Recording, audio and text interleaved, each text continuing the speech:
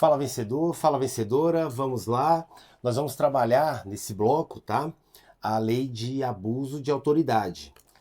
Lembrando que o que mais cai sobre essa matéria é do artigo 1º ao artigo 8º, que nós já finalizamos no bloco anterior. A partir de agora, nós vamos estudar, tá, cada uma das condutas que configura abuso de autoridade. Então, do artigo 9º em si, a seguir, tá? Nós vamos trabalhar somente as condutas, tá? Que configuram abuso de autoridade. Agora vamos lá. Tome muito cuidado, porque eu preciso que você lembre de uma coisa. Todas as condutas que eu vou trabalhar com vocês aqui de forma aprofundada e que vai te dar uma base sensacional de processo penal, de direito penal, tá? Devem ser acompanhadas pelo dolo específico exigido pela lei de abuso de autoridade. Traduzindo, eu só vou ter o crime de abuso de autoridade configurado se essas condutas, cada uma delas que eu for trabalhar com vocês aqui, o agente público ele praticar com o intuito, ou seja, com dolo específico de prejudicar alguém, se beneficiar ou beneficiar outrem, ou por mero capricho ou satisfação pessoal. Se o agente público praticar qualquer uma dessas condutas e eu não conseguir demonstrar, diante do caso concreto, que ele tinha algum desses dolos específicos, né? Prejudicar alguém, se beneficiar ou beneficiar outrem, ou por mero capricho ou satisfação pessoal, eu não tenho crime de abuso de autoridade. Combinado? Então, beleza.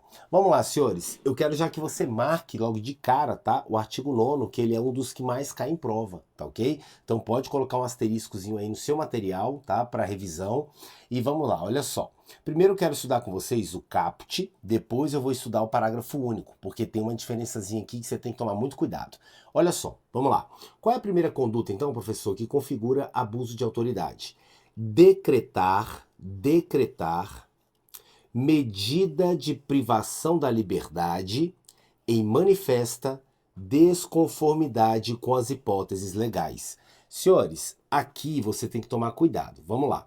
Qual medida de privação da liberdade eu tenho aqui, professor? Qualquer uma, tá? Eu posso ter uma prisão preventiva, eu posso ter uma prisão temporária, eu posso ter uma prisão em flagrante, né? Eu posso ter a privação da liberdade do indivíduo, né? Sem respaldo algum, não é isso? Então, qualquer medida que vá privar a liberdade do indivíduo, tá? Se estiver contrária à lei, tá? Se não estiver respaldada, né, nas hipóteses legais que permite a privação da liberdade do indivíduo, não é isso? Eu estou diante de uma conduta que configura abuso de autoridade, desde que essa conduta seja praticada com a intenção específica, com o dolo específico, com a finalidade, né? A especial finalidade de agir, também chamada na doutrina, tá? De prejudicar alguém, se beneficiar ou beneficiar outrem, ou por mero capricho ou satisfação pessoal. Agora tem uma observação que você tem que tomar cuidado, tá? Olha só que interessante. Professor, o caput, aqui, essa parte que eu já estudei com vocês, é um crime próprio, né? Ou é um crime comum? Cuidado, senhores, olha só, é um crime próprio, né? Porque só pode ser praticado por agente público. Beleza? Como qualquer conduta que configura abuso de autoridade. Eu só quero que você tome cuidado, porque aqui eu não estou falando exclusivamente do juiz, tá? Por quê, professor? Vai decretar medida de privação da liberdade? Senhores, um delegado de polícia pode decretar, né? Ele pode, na verdade, o termo não seria correto decretar, mas um delegado de polícia, ele pode adotar, né, uma medida de privação da liberdade que não esteja respaldada na lei, tá? Eu posso ter aqui também um policial, tá? Quando eu falo autoridade policial, eu falo delegado, né? Um policial, um agente de polícia, um policial militar, não é isso? Um juiz também entraria aqui. Então, cuidado, essa parte aqui, ela não está falando decretar a autoridade judicial. Não, ele está falando decretar a medida de privação da liberdade. Então, isso aqui pode ser praticado, né, pelo delegado de polícia, por exemplo, desde que seja em desconformidade com as hipóteses legais, tá? Então, o caput, ele não é específico, tá, para magistrado. E quando eu falo magistrado, eu estou englobando quem? todos aqueles que exercem função jurisdicional. Aplica a lei ao caso concreto, né? Tem poder decisório, que são juízes, desembargadores nos tribunais de justiça, não é isso? E também ali os ministros de tribunais superiores, por exemplo, tá ok? Agora, cuidado com o parágrafo único. Por quê? Olha o que o parágrafo único fala. Ele vai trazer as modalidades equiparadas que também configuram abuso de autoridade. Incorre na mesma pena. Agora, cuidado, a autoridade judiciária que, dentro de prazo razoável, cuidado, deixar de fazer algo que deveria fazer, e a gente vai estudar já já. Eu só quero que você tome cuidado, porque agora no parágrafo único, ao diferente do que ocorre, né? Diferentemente do que ocorre no caput aqui, agora sim, agora eu vou falar de condutas que somente podem ser praticadas por magistrado, por juiz, não é isso? Por quê? Porque o tipo penal ele especifica quem é a autoridade judiciária, senhores? Só magistrado. Então aqui eu tenho situações que somente o juiz, tá?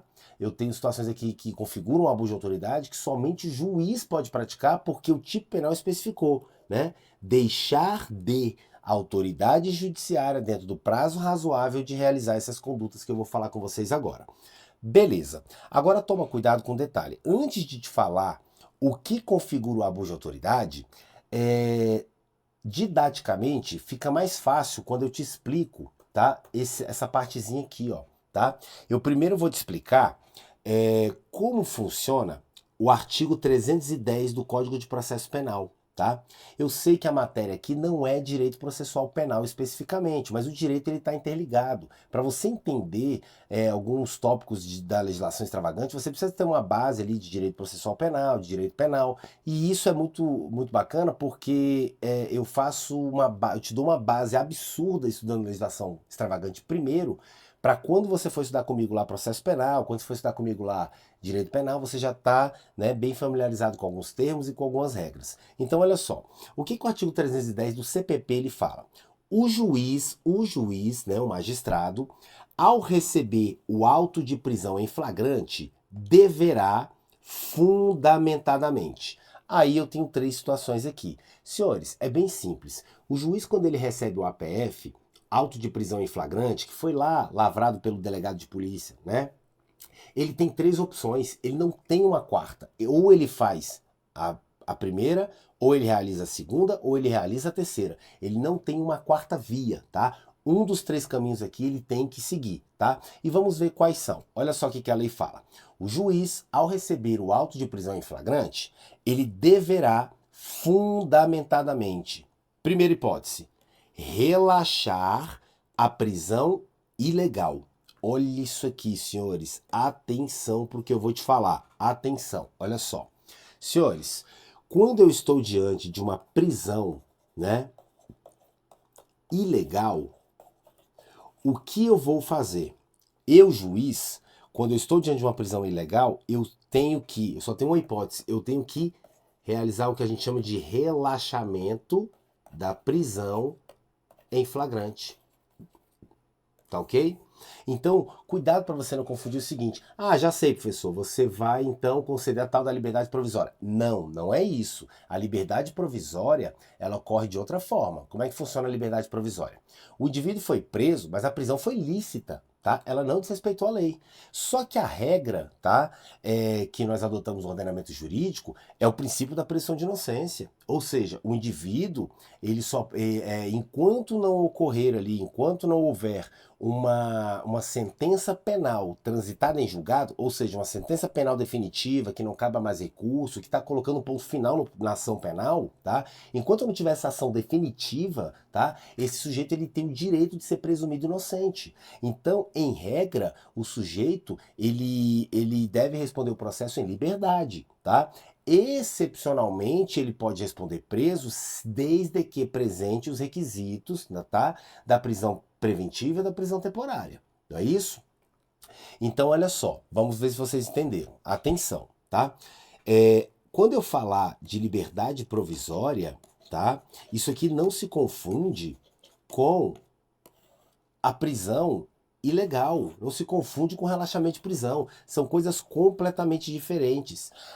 Quando o juiz ele concede a liberdade provisória para você, ele está reconhecendo que a prisão ela foi legal, tá? Ela foi legal.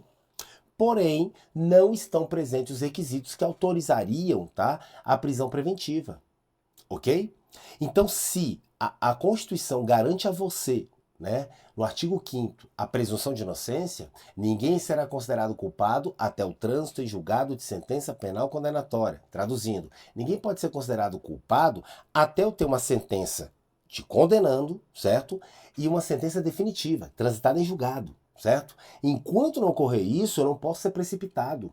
Eu devo o quê? Presumir você inocente, deixo você responder o processo em liberdade, e se você for condenado lá no final, aí sim, depois que você exerceu o contraditório, ampla defesa, eu tive toda a ação penal, você utilizou todos os recursos que lhe era cabível, né? Aí sim eu posso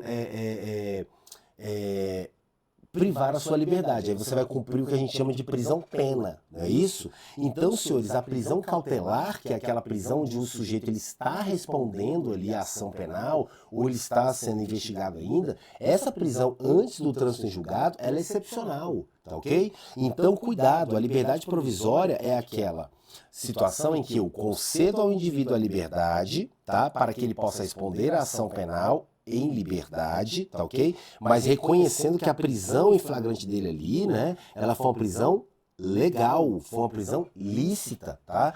Quando eu falo de relaxamento da prisão em flagrante, é porque o juiz constatou que aquela prisão ela foi ilegal.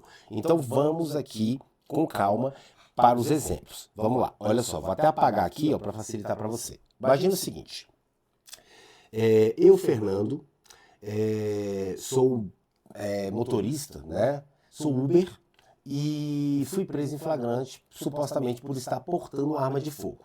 Só que acontece, o policial militar me conduziu para a delegacia, né? E lá ele falou, ó, tá preso em flagrante aqui, doutor, porque ele estava com arma de fogo. Eu falo, cara, a arma não é minha, eu não estava com arma nenhuma, vocês colocaram a arma lá. E aquele negócio todo. Só que o que acontece? Chega lá na frente, o juiz constata que realmente eu estava falando a verdade. Eu tinha uma câmera, né, no meu carro, por eu ser Uber, e filmou, né, comprovando ali claramente que o policial tira a arma dentro da mochila dele e joga dentro do meu carro. Senhores, se o juiz se depara com essa situação, eu nem vou entrar no mérito do que vai ser feito com esse policial. Ele vai responder por crime, etc. Isso aí a gente vai aprender lá na frente. O que eu quero que você entenda é o seguinte, eu estou diante de uma prisão ilegal. Eu estou diante de uma prisão ilegal, senhores. Esse flagrante aqui é um flagrante forjado, tá? Eu não estava portando arma de fogo. O policial implantou aquela arma de fogo para me prejudicar, não é isso? Nesse caso, se o juiz está diante de uma prisão ilegal, só sobra para ele o quê? Relaxamento da prisão em flagrante. Simples. Tranquilo? Agora, olha o segundo exemplo. Fernando realmente estava com arma de fogo, sem autorização, ou seja, estava praticando o crime de porte ilegal de arma de fogo. Tudo bem. Só que acontece, o juiz, né, ele recebeu o auto de prisão em flagrante e verificou, olha, a prisão a priori não foi ilegal, não vejo ilegalidade nessa prisão. O policial agiu corretamente, respeitando a lei, tá? E conduziu o sujeito para a delegacia com amparo legal. O sujeito estava realmente em flagrante delito. Ótimo, se a prisão é legal, eu já não tenho mais essa possibilidade de relaxamento, certo? Aí o que acontece? Vamos imaginar que o juiz verifique que não estão presentes os requisitos da prisão preventiva, tá? Eu não estou dando indício, a gente vai estudar isso lá em processo penal, fica tranquilo, tá? Mas assim, eu não estou dando indício que eu vou fugir, não há indício suficiente ali que demonstra que eu vou ameaçar testemunha, etc. Ou seja, senhores, eu tenho residência fixa, né? Não reagi a nada, não há nada que autorize a exceção que é a prisão cautelar, que é a prisão preventiva. Nesse caso, o juiz faz o quê? Olha, se não estão presentes os requisitos da prisão preventiva, lá previsto no artigo 312, né, do Código de Processo Penal, é isso? Eu não posso decretar prisão preventiva. Porque para decretar prisão preventiva, eu tenho que fundamentadamente aqui demonstrar os requisitos que autorizam ela. Ela é uma exceção. Então, se não estão presentes os requisitos da preventiva, não é isso? E eu constato aqui que é suficiente, por exemplo, eu aplicar ali uma medida cautelar diversa da prisão, lá do artigo 319 do CPP, tá? Que a gente vai estudar também. O Código de Processo Penal ele estabelece algumas medidas cautelares, medidas de cuidado diversas da prisão, que não configura a prisão, que muitas vezes é suficiente, né, para tomar esse certo cuidado com o indivíduo, né, mas conferir para ele o direito da liberdade provisória.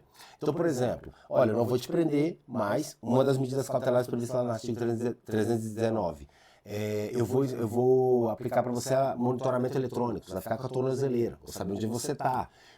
Outra, por exemplo, você está proibido de frequentar determinados locais, você está proibido de se aproximar de determinadas pessoas, você está obrigado aqui a comparecer periodicamente em juízo para informar quais as atividades você está realizando aí, né? Eu estou de olho em você. Senhores, atenção.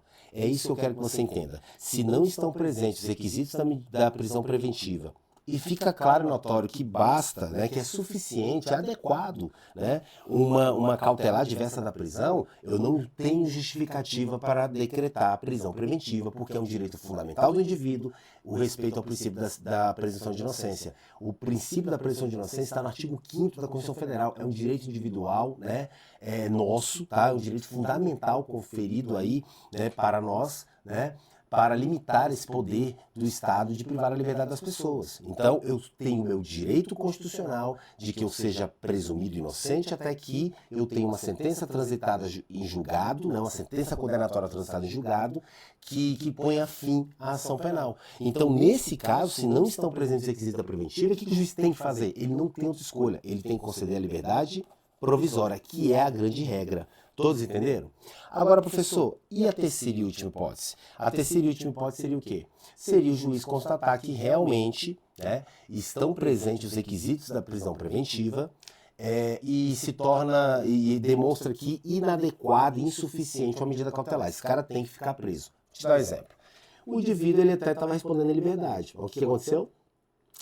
Ou não, minto, vamos fazer o seguinte, o cara foi preso em flagrante, chega lá na audiência, ele vira pro juiz e fala mesmo, doutor, é o seguinte, o senhor vai me liberar aí, e quando eu sair daqui eu vou na casa dela, eu vou encher a cara dela de tiro, essa mulher vai ver, ela vai me pagar, ela destruiu minha vida. O juiz fala, olha meu amigo, você está dizendo aqui que você tá nem aí, você vai fazer acontecer? Vou fazer acontecer, ninguém me segura. Né? Eu sou bicho solto, sou passarinho que voa, né? Eu sou do corre, sou cria, beleza, irmãozinho, tranquilo. Então, né, está presente aí, que a gente vai estudar, né, dependendo do delito, está presente aí o requisito da preventiva, o juiz decreta a prisão preventiva. Então, atenção, olha como é simples. De acordo com o artigo 310 do CPP, o juiz, quando ele recebe o auto de prisão em flagrante, e quem lavra esse auto de prisão em flagrante é o delegado, funciona assim, ó.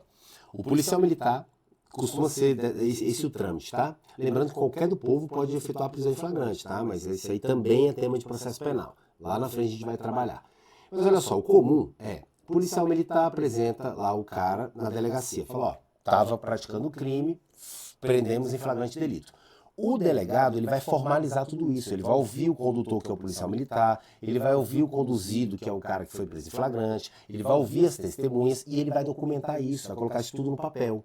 Quando ele coloca tudo isso no papel, esse documento, essa reunião de documentos aqui, esse conjunto de documentos, ele é chamado de auto de prisão em flagrante, tá? Ele vai fazer um documentinho lá, falando, ó, o sujeito foi preso, tal. Esse auto de prisão em flagrante, o delegado ele envia para o juiz.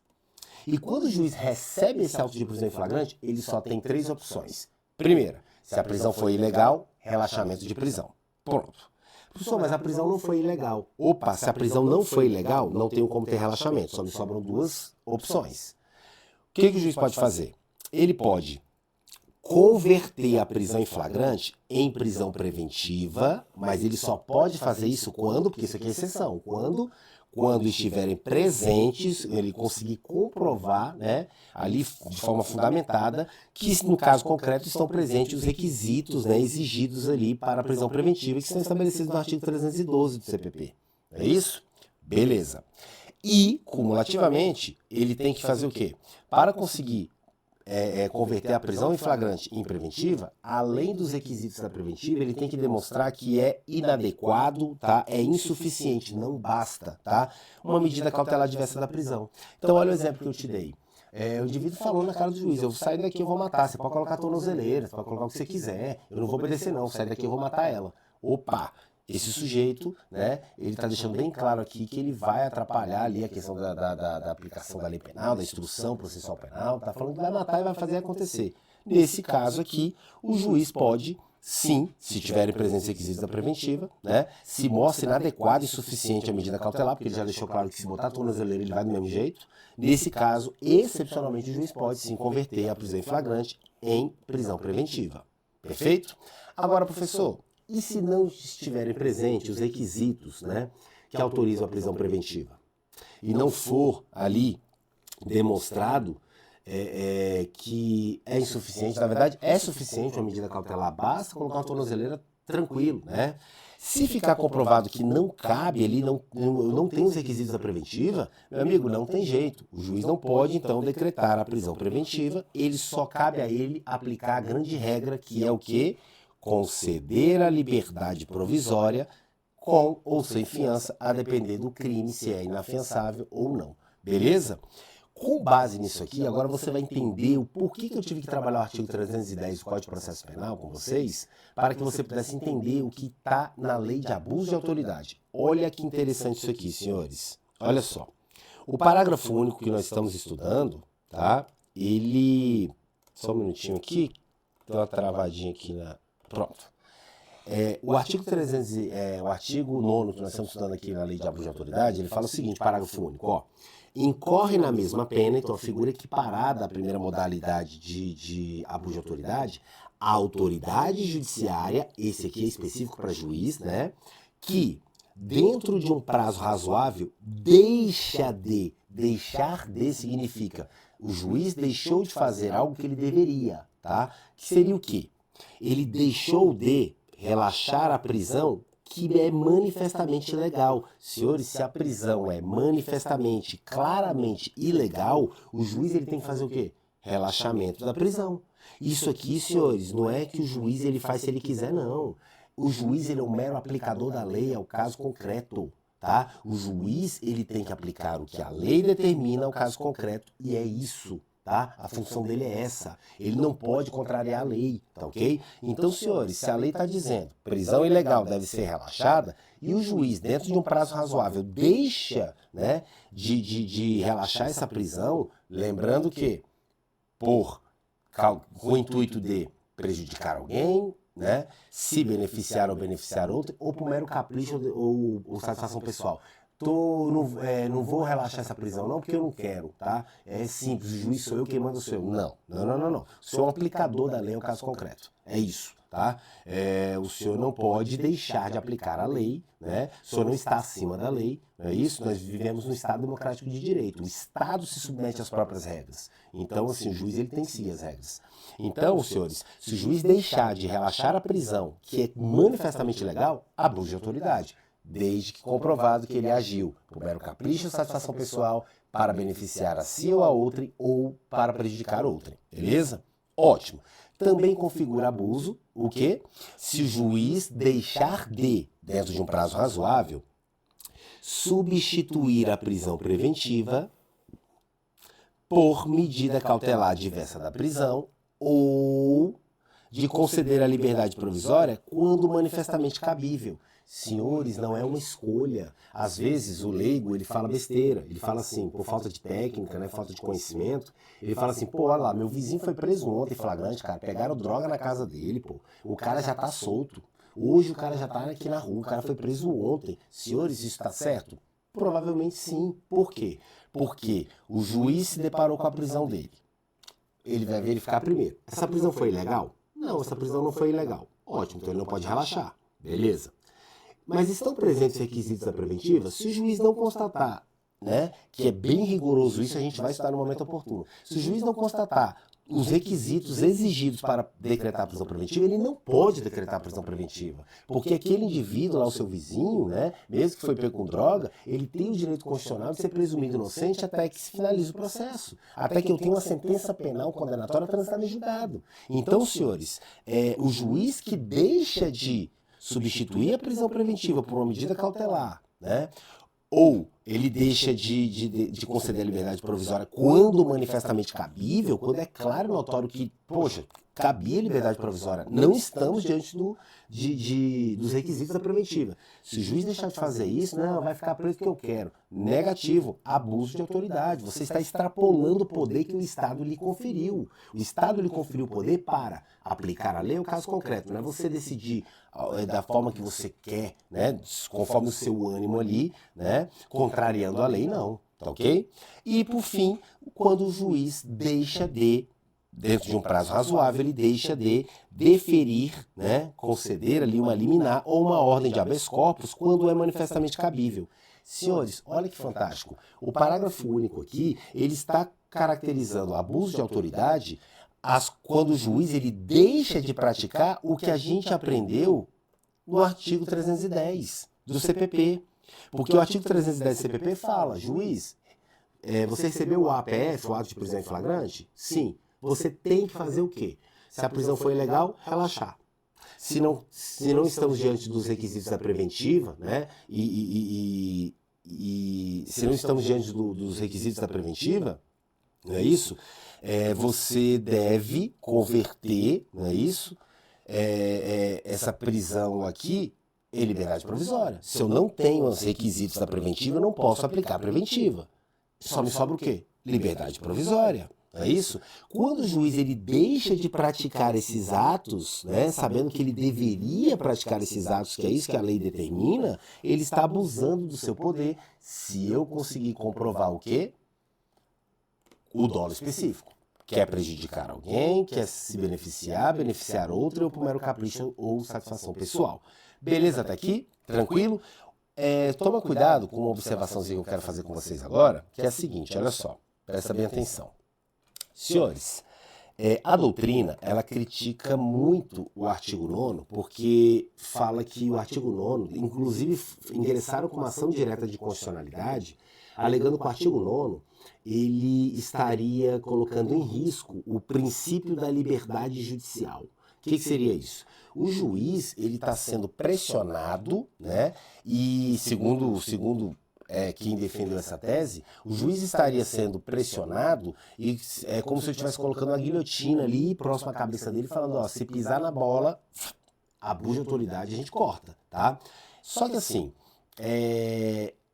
o que os tribunais entendem é que não é bem assim. Eu não posso declarar logo de cara a inconstitucionalidade aqui, porque eu tenho que analisar o caso concreto. Na verdade, o que o artigo 9º está falando é, juiz, só faça o que está previsto. Se a lei está falando, prisão ilegal, relaxe. Não cabe preventiva, conceda a liberdade provisória. Você só pode decretar preventiva se presente os requisitos da preventiva e for demonstrado ali que é incabível, não, seria... meu Deus, fugiu a palavra, perdão. Não é o suficiente, né, a medida cautelar adversa da prisão. Se é claro e notório que é suficiente a medida cautelar e não estão presentes os requisitos da preventiva, ele não pode decretar preventiva. Só sobra para ele o quê?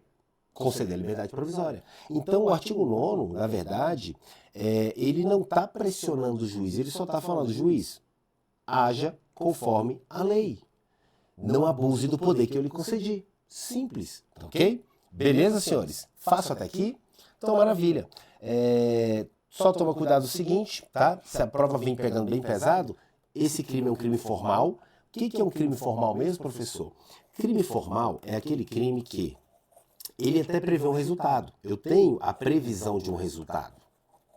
Só que cuidado, esse resultado, ele não necessariamente tem que ocorrer, tá? Para que o crime seja consumado. Traduzindo, como assim? Vem cá. Qual é o resultado desse delito aqui? Olha aqui comigo. Decretar medida de privação da liberdade em contrário à lei. Qual é o resultado disso aqui? A privação da liberdade do indivíduo. Não é isso? O resultado desse comportamento é o cara ser preso de forma que eu esteja desrespeitando a lei. Só que vem cá, cuidado. Para configurar esse abuso de autoridade, se faz necessário que o indivíduo seja efetivamente preso, ou seja, o resultado tem que efetivamente acontecer? Não. Esse é o conceito de crime formal. Crime formal é aquele crime que ele não depende da efetiva, da real, tá? Produção do resultado para ele estar consumado.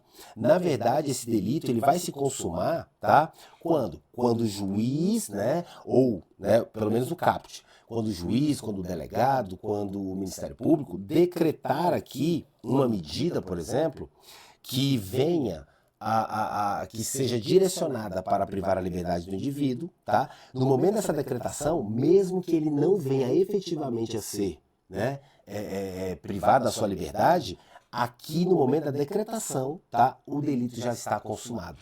Ele não precisa necessariamente ser preso. Então deixa eu te dar um exemplo aqui prático para você entender melhor, tá? Imagina o seguinte, eu, Fernando, deixa eu ver.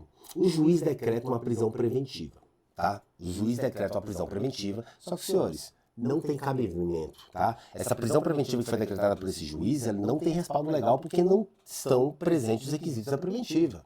Beleza. O que acontece?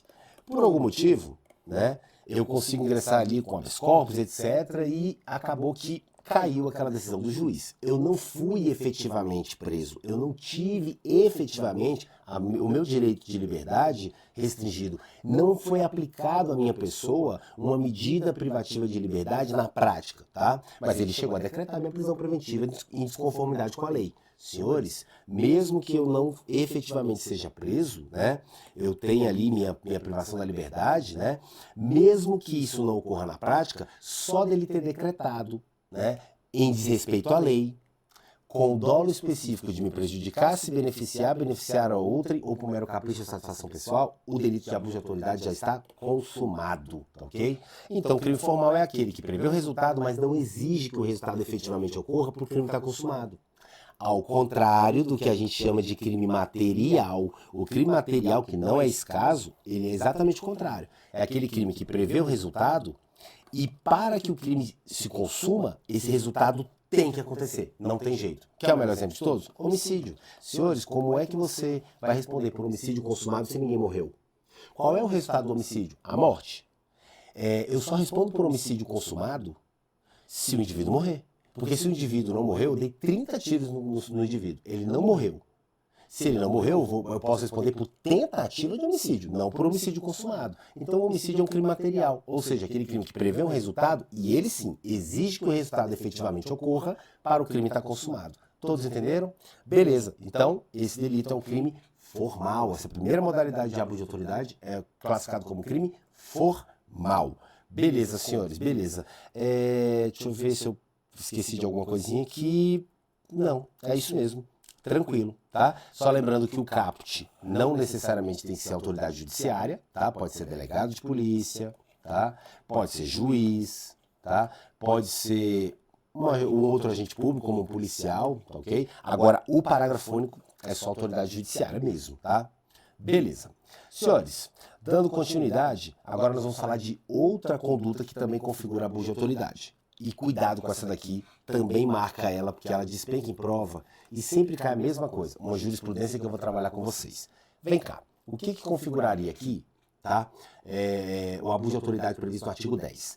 Decretar a condução coercitiva de testemunha, investigado, né, ou investigado manifestamente descabida, ou, segunda hipótese, sem prévia intimação de comparecimento ao juízo.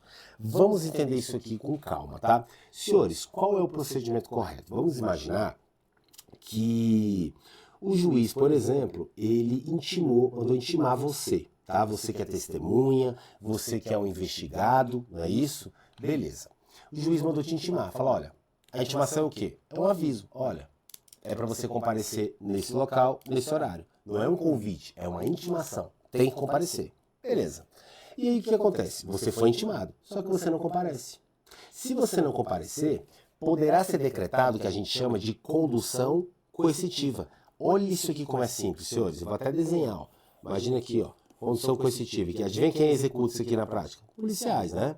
Condução coercitiva nada mais é do que eu vou te conduzir, você vai à força, tá? Condução coercitiva é condução à força. Você foi intimado, não compareceu por bem, vai por mal, tá? Então aqui, ó, vou desenhar aqui, ó, o sujeitinho com a cabeça baixa, triste, com a mãozinha para trás, né? Agora só toma cuidado com o seguinte, essa condução coercitiva não é prisão, tá? Esse sujeito não está sendo preso. Ele vai ser conduzido coercitivamente, vai realizar o ato que tem que ser realizado, ele é liberado, ele não foi preso, ele só foi conduzido coercitivamente. Agora, cuidado, o que configura abuso de autoridade?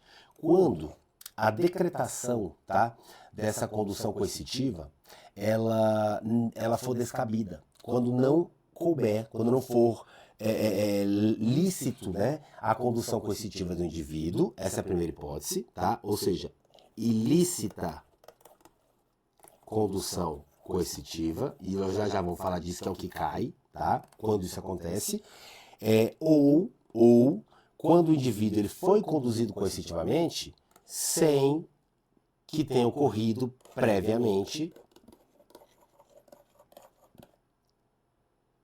intimação.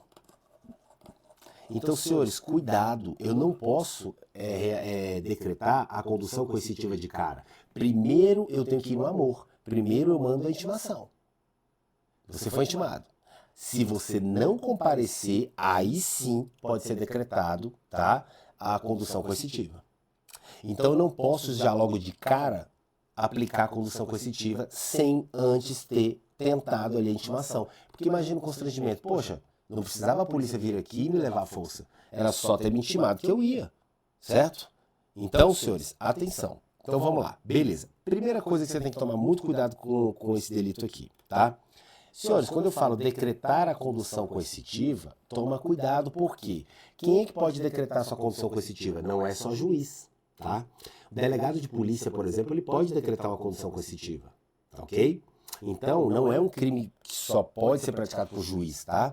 Então, olha só, CPI também pode. CPI também pode decretar condução coercitiva, tá? De testemunha, por exemplo, ok?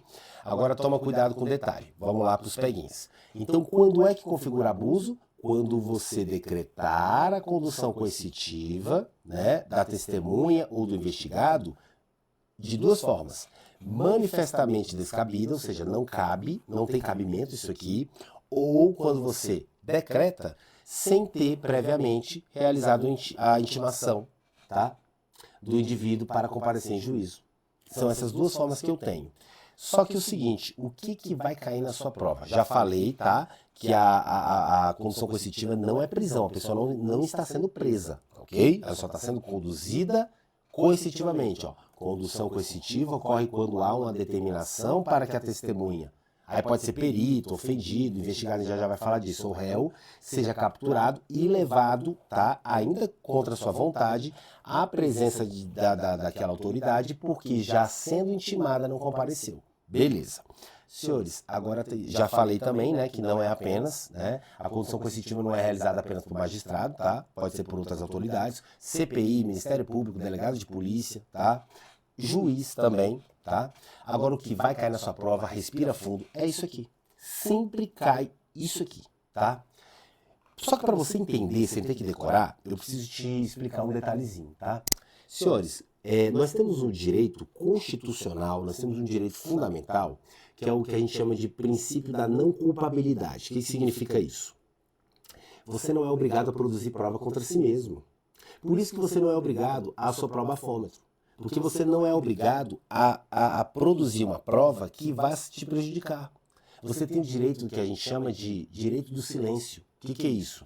Eu não vou me manifestar, não vou responder nada, tá? Porque eu não sou obrigado a produzir prova contra minha pessoa. Acabou, tá? Isso é um direito constitucional seu. Tá ok, senhores? Se você ficar na dúvida e achar que ao se manifestar, responder aquela pergunta da autoridade, você vai acabar se complicando, utilize o seu direito de silêncio. Fala, eu vou utilizar meu direito constitucional de permanecer em silêncio, tá? Pronto. Agora, cuidado com o que eu vou te falar. Por quê? O que isso tem a ver, professor? Senhores, me fala se tem lógica. quem é que tem direito de não produzir prova contra si mesmo? O investigado, né? Ou o réu. Qual é a diferença de investigado ou réu? O réu é aquele sujeito que ele já está respondendo a ação penal. Ou seja, a ação, o processo já iniciou. O investigado é porque eu ainda estou na fase de inquérito policial, né? Eu ainda estou na fase ali da CPI, que é uma investigação também. O investigado, eu vou chamar de investigado aquele sujeito que ele ainda não está respondendo o processo, mas tudo ele está sendo investigado, tudo leva a crer que foi ele, tá? As investigações estão indo para o lado ali que a gente acha que foi ele que praticou o delito. Ele é o investigado ainda. Depois que começa a ação penal contra esse cara, aí ele deixa de ser investigado e ele é chamado de réu, tá? Beleza. O que interessa aqui pra gente? Vamos pro que interessa. Atenção. Se você é investigado ou réu, você está sendo, vamos dizer, né? É até errado falar isso em relação à investigação, mas para facilitar a tua compreensão, de um certo modo você está sendo acusado ou o negócio está ficando feio pro teu lado. Senhores, para você, tá? Eu garanto o direito da não culpabilidade, ou seja, você tem o direito do silêncio, ou seja, você não é obrigado a produzir prova contra si mesmo, você pode ficar calado, ok? Aí é que vem a jogada. Imagina o seguinte, eu sou investigado e fui intimado para comparecer na delegacia, certo? Mas eu fui intimado para comparecer na delegacia para quê? Para a realização, né, de um interrogatório. O que é interrogatório? O delegado vai me fazer uma série de perguntas, né, para que eu responda. Você não estudou comigo agora que eu não sou obrigado a produzir prova contra a minha própria pessoa? Se eu não sou obrigado a produzir prova contra a minha própria pessoa, eu posso ficar em silêncio? Posso. Tem lógica?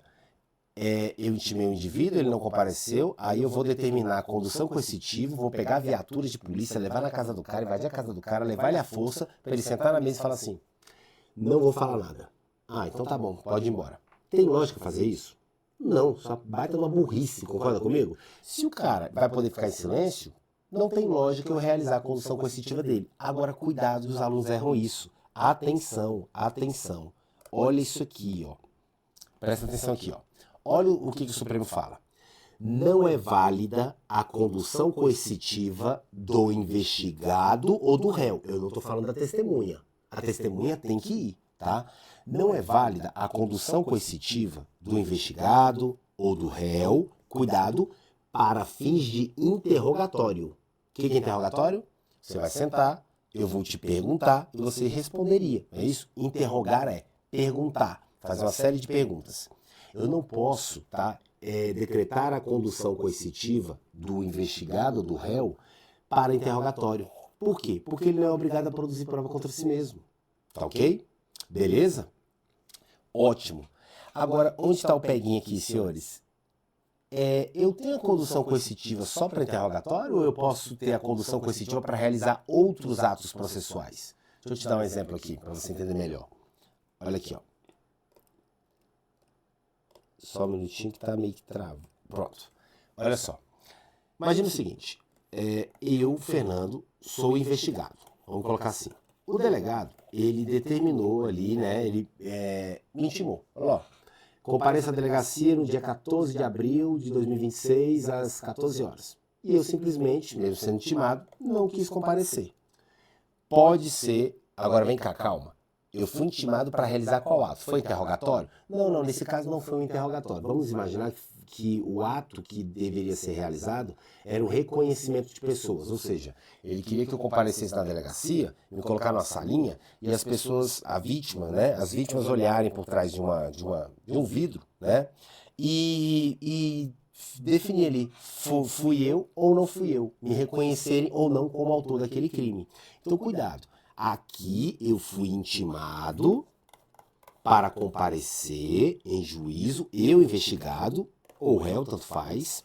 Só que foi para qual ato? Foi para interrogatório? Não, foi para qual ato? Para reconhecimento de pessoas. E deixa eu lhe perguntar, quando eu coloco esse indivíduo na sala ali, ele está produzindo prova contra ele mesmo? Não, ele não está fazendo, eu não estou obrigando ele a falar nada. Ele vai ficar caladinho, quietinho.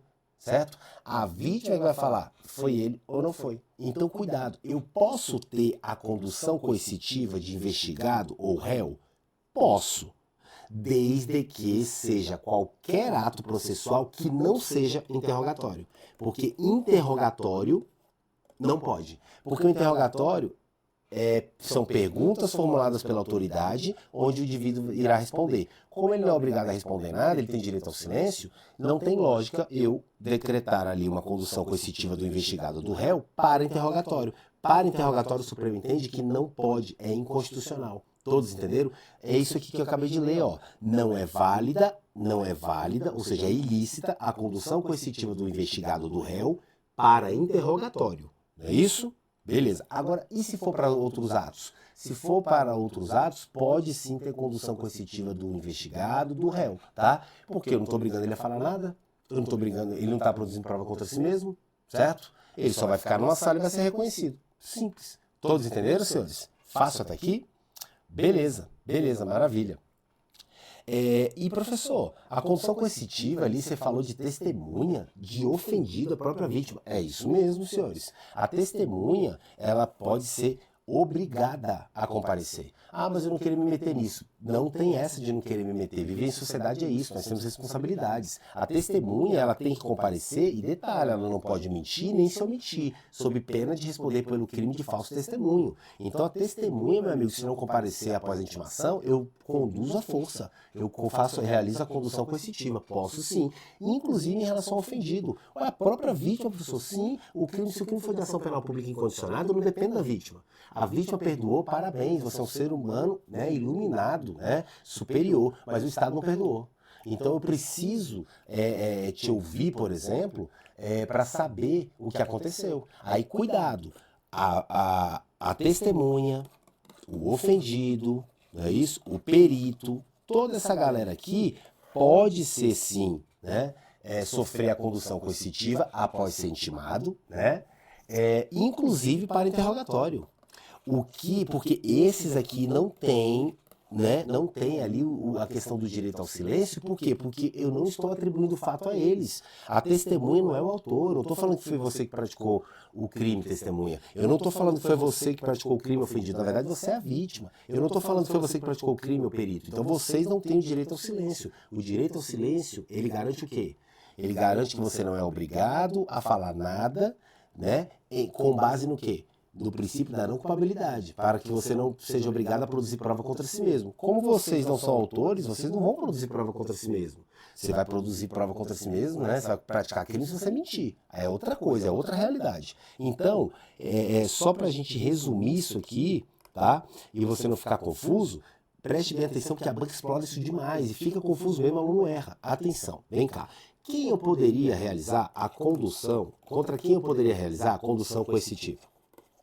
Aí eu tenho aqui um leque, né? Eu tenho quem? Vamos dar exemplo. Eu tenho o investigado, né? Ou réu, aqui seria o suposto autor, mas também tenho do ofendido, que é a vítima.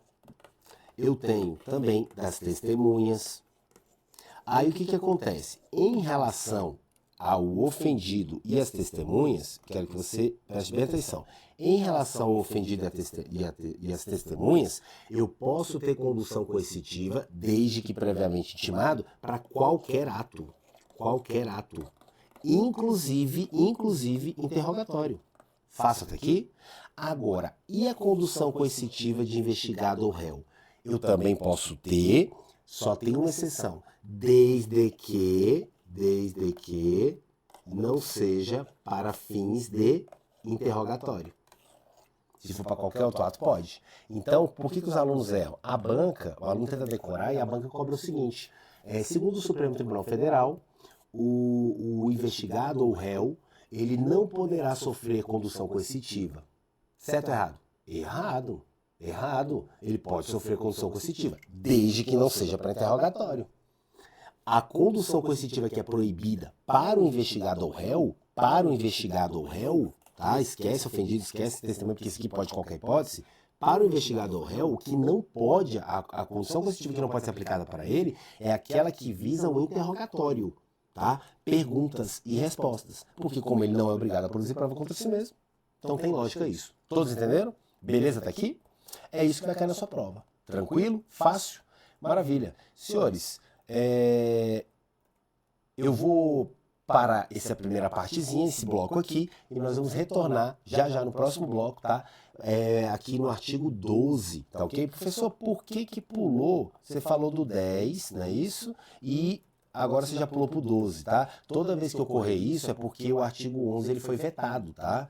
Ele não passou. Então, assim, não é que eu tô pulando delito não, tá? Eu vou trabalhar todos com vocês. Aqui o nosso curso é extremamente completo, tá? A gente não pula nada, tá bom? Vai se pular aí o artigozinho porque não existe de verdade a conduta. Beleza? Senhores, muito obrigado. Aguardo você no próximo bloco e não deixe de colocar o seu nome aqui na chamada, tá? Nos comentários.